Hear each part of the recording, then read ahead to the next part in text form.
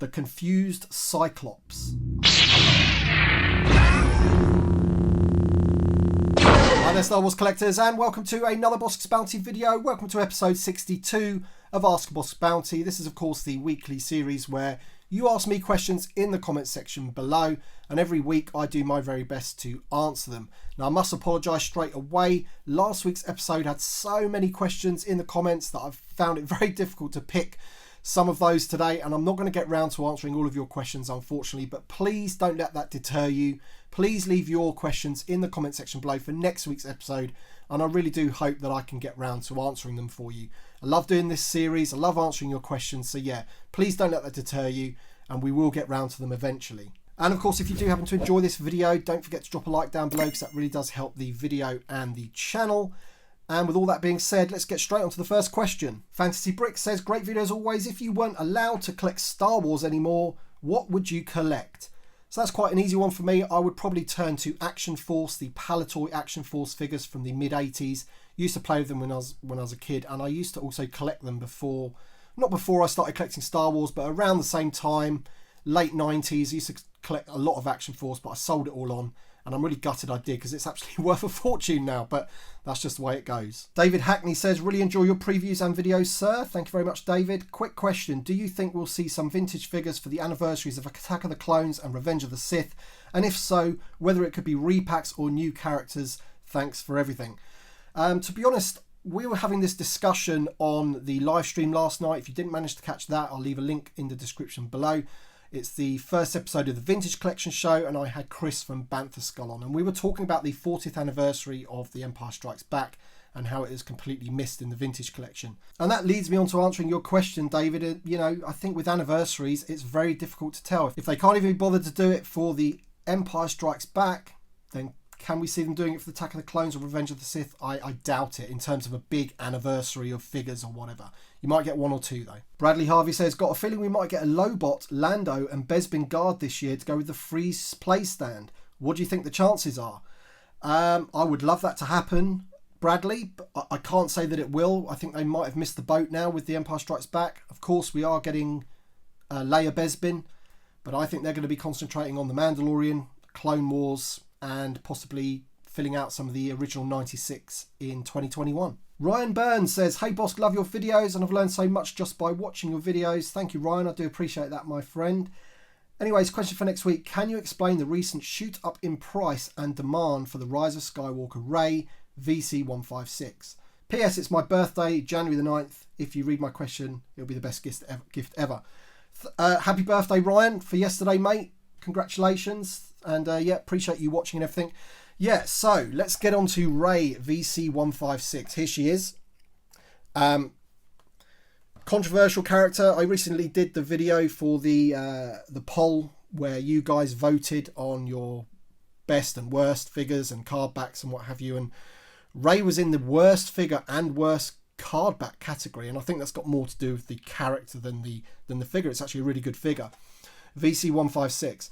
It's very, very strange because for something that's not really universally liked, apparently, she has shot up in value in the last couple of days. I think last week I saw her go on eBay for £25, and this week she's going for £60. In dollars, that's probably about $75 for everyone that's in the US. I've been looking into this and the reasons behind this, and I think it just comes down to the fact that the Rise of Skywalker wave, and specifically Rey, were short produced. They weren't produced in mass that other figures were, and we're suddenly seeing the consequences of that. People are looking for figures that maybe are in short supply. Another one is the Rogue One tank commander. He's another one that's shot up in price, and I think as soon as somebody sells something and it goes for a high price, people's eyes light up because money's involved, and then the price is then set. And at the moment, as I say, she's worth £60. So there's that. Lil Pookie says, awesome video as always. Question for next week. Whose leg do I have to break in order to get my hands on the Din Djarin build-up pack and Incinerator Trooper? VC177 has skipped the US, leaving many collectors frustrated with Walmart. Yeah, I do feel your pain, mate. There's been occasions where I haven't been able to get figures, and I do know this 177 one is a huge problem in the States at the moment. I do know that you are one of my Patreon supporters, so look out for a video later on today that I will be dropping later on, exclusive Patreon video where I will be giving away this one here. So you will have a chance at least to, to try and pick it up. I'll be giving that away in a Patreon video. If you're not a Patreon supporter, then check out my Patreon. There's loads of perks and stuff. You don't have to join. It's as little as $2 a month. It's just a little bit of support for the channel, really. But yeah, we do exclusive content like early video drops and exclusive videos and giveaways. So check it out. You don't have to, but it's there anyway if you want to check it out. My son, Little Bossk, asks, which figure from the vintage line did you never own as a kid that you really, really wanted? Thanks for the question, Little Bossk. And it has to be R5-D4. I picked this one up, obviously, in the last few years. I never owned this one as a kid, and it was one that I always wanted to, accompany R2-D2 in that scene where his bad motivator blows up. And it was just one that always sort of evaded me. I never got my hands on it. So I'd have to pick R5-D4. Matt C says, hey Bossk, I actually have a question for next week. What's the most unique oddball type object in your collection? For me, it's a couple of film trailers. I had to have a little think about this, and I think the probably the weirdest thing that I've got in my collection is a Darth Vader telephone. And it's a bit annoying because I can't use it anymore. It's an analog telephone, so it doesn't work on any of our digital lines. And when it rings, it plays the Imperial March, and he breathes and his head moves and stuff. I've had it absolutely years, and back then it was probably a novelty item, and now it's just, as you say, just a bit of a unique oddball item. But yeah, I'll probably have to pick that, the Darth Vader telephone. Andrew Weatherby says, on the back of the early Vintage Collection cards were images of other lines with the same character. What is this?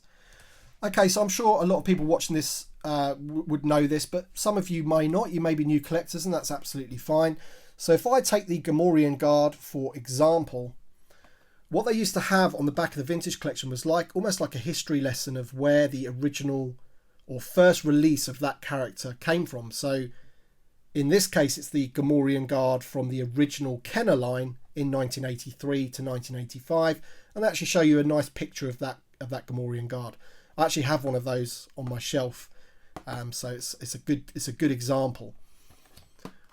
Obviously, with characters that may not have come out in the original Kenner line, such as the slave outfit Leia, then you can see that the first release was the 1995 original Princess Leia card from the Power of the Force 2. So I do like the way they did that, and it's a shame they don't do that now. But that's what it was.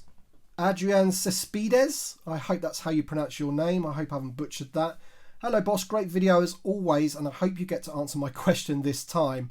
Which episode 3 Obi-Wan is the best for you? Example, Legacy, Vintage Collection, Revenge of the Sith. Thanks, and this is the way. I don't really have too many Revenge of the Sith or episode 3 Obi-Wans, if I'm honest, but I think the Vintage Collection one is probably the best one, the most recent one. Looking at that figure though, it could really do with a re-release and a photo reel on the head there. That would be good, make him a bit more lifelike. But yeah, I think with the soft goods and everything, it's a good Obi-Wan, and probably the best that you're going to get at the moment. But if you know of a better one, let me know in the comments. Devin Riservato says, do you enjoy the books for Star Wars, and which is your favourite? I'm not a massive reader of the Star Wars books, but the ones that I have read, for example, this one was the Heir to the Empire, the Timothy Zahn Thrawn trilogy. That's a fantastic book and a fantastic trilogy. Obviously it's Legends now, it's not canon anymore, which is a shame. New canon books, I've read Lost Stars, which I really enjoyed. I thought that's a good book. The Force is with Jesse. Happy New Year, Tim. Hope it's off to a good start. Question, if you had to pick one character from current canon ancillary material, comics, novels, games, to join the Vintage Collection, who would it be? First of all, Jesse, thanks very much for answering the question. If people that are watching, if you don't know who Jesse is, he has an awesome YouTube channel himself, so go check that out. But to answer your question, mate, I think obviously from the games we've got Cal Kestis is one that I would probably like to see in the Vintage Collection. I'd also like to see the Trandoshan pilot from the Squadrons game. I think he looks pretty cool, obviously, for obvious reasons. I'd like him. And then from the Afra comics, there's the Black Kusantan, I think that's how you pronounce it. He's like a black furred Wookiee. He looks amazing, and he would look awesome in the Vintage Collection as well. Unkillable Kitties. That's a great name. Question for next week. If you could have one Mandalorian character that has not already made it into the Vintage Collection, who would it be? Love your work. Keep going. 100%. It's got to be Queel.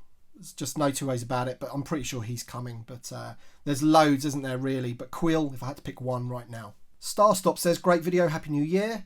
Question for next week. If there was one large vehicle that has been released in the past, which you would have re-released bigger and in better scale, vehicles include the Millennium Falcon, AT-AT, Naboo Cruiser, etc, etc, etc. What would I choose? So I would probably go for the Imperial Shuttle. I think it's about time that had a sort of redo or upscale. It would make a good Haslab project possibly. And then of course you've got the Slave One. If they were to do the Slave One in the Haslab project, it would be bigger than the one we got in the Vintage Collection. The Vintage Collection one is slightly scaled down, although it is a huge model anyway, you know. But I think one of those two would be good. But if I had to pick one, it'd be the Imperial Shuttle. Owen Elkin says, hi boss, question for next week. Do you think we'll ever see Legends characters make their way into the Vintage Collection like the Solo kids? I know Jaina had a Black Series figure, so I wondered if you thought that was a possibility. I think we have seen a Legends figure in the Vintage Collection, which was the Shadow Trooper, the Black Shadow Trooper. Easy one for Hasbro to do, obviously, because it's just a repaint of the VC140 Stormtrooper mould. But saying that, it is a Legends character. From my knowledge, I don't think it has been in any Disney canon so far. I had a quick look on Wikipedia and there was nothing to say that it has, unless, of course, it is in Battlefront 2. You might have to correct me on that. So, and as you say, Jaina Solo was in the Black Series, so why not? I think the Vintage Collection's got a lot on its plate with the Mandalorian and the Clone Wars and the OT figures. So it's a big ask, but yeah, you never know. Let's hope so, hey? Gavin Gleetzman says, question for next week. Do you think Hasbro will make a Mandalorian Ahsoka Vintage Collection figure? And now that the Mando Season 2 is over, what are the 5 Mando Season 2 figures you would like to see in the Vintage Collection? So to answer or not answer the second part of your question, I'm going to be doing a whole video about Season 2 Mandalorian and what figures I want from there. So I'm sorry, you'll probably have to wait for that video because I'll be talking about more than just 5. Will they be bringing out a Mandalorian Ahsoka? I am going to guess not. 2 reasons for that. One is that we're getting another Ahsoka in the summer, and I am led to believe that she is going to be from Season 7 of the Clone Wars. If they're going to do an Ahsoka, I think they'll probably now wait for the Ahsoka show to start and then we'll get her in that. I just think that makes more sense. Pokey says, question for next week. Do you think we'll see the Mortar Trooper from the Mandalorian in the Vintage Collection? He didn't get much screen time, so I'm not so certain. I think that's an absolute given. They'll just repaint VC140 or the Incinerator Trooper. The Incinerator Trooper, just paint him at the orange, you know, the red bit's orange, and voila, you've got your Mortar Trooper. Of course, they would have to sculpt the Mortar, but I'm sure they'll do that. Edstrom says, what is your view on offer stickers on Vintage Collection cards? If you have a card with an offer sticker, do you remove it? So I've put 2 here with offer stickers on. You've got the free Boba Fett sticker there and the limited edition Boba Fett prototype armor one. And I'm in the view that if it's got a sticker, then it shouldn't be removed. I would never personally remove it. I'm also certain, and people in the comments might have to correct me on this, but this little piece of paper here refers to the offer. So if you have that little bit of paper in there which talks about the offer and no sticker, it means somebody has removed it. And I think a lot of the revenge cards are like that, where people have said, oh, this on eBay, they've said this is an offerless revenge card, which means it came in the Death Star set and not the re-released ones at retail. And that's not right. Basically, if it's got no sticker but has that bit of paper in it, then somebody's taken the sticker off. If that is not right, then somebody let me know in the comments down below, but I'm pretty sure that's correct. Emerald Base says, hey Tim, loving the videos, keep it up. Question for next week. I've got a mint retro collection prototype Darth Vader. Is it worth getting him graded? I've never got a figure graded before and I'm not really sure of the process.